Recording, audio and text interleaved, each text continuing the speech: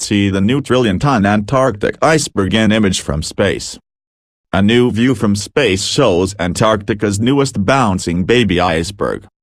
This baby's a behemoth, at approximately 2,200 square miles, 5,800 square kilometers. The iceberg represents about 10% of the Larsen Sea ice shelf, which it was a part of until it broke off this week.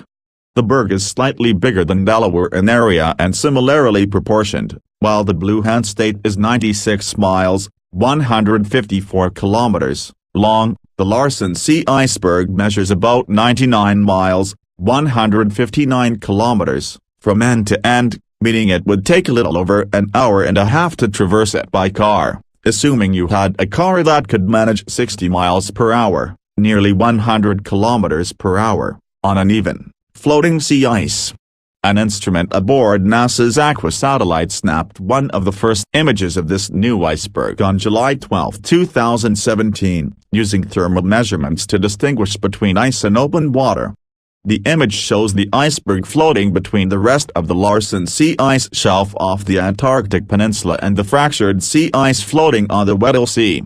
The rift that led to the iceberg's calving has existed since the 1960s, according to NASA, but it didn't start growing until 2014. Scientists have been monitoring the crack closely since then. By April 2017, only 10 miles, 16 kilometers, of ice connected the iceberg to the main ice sheet, according to the U.K.-based research group Project Midas. In late June, the same group reported that the speed of the ice was increasing to levels never before measured on Larsen Sea, indicating an imminent calving event. The final break occurred sometime between July 10 and July 12.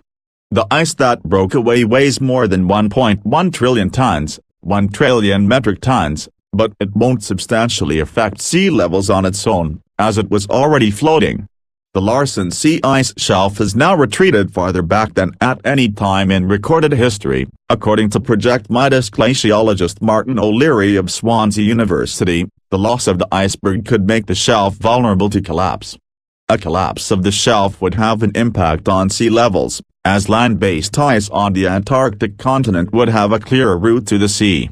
However, scientists aren't yet sure what the future holds for Larsen Sea. In the ensuing months and years, the ice shelf could either gradually regrow, or may suffer further calving events which may eventually lead to collapse. Opinions in the scientific community are divided, Swansea University glaciologist Adrian Luckman said in a statement. Our models say it will be less stable, but any future collapse remains years or decades away.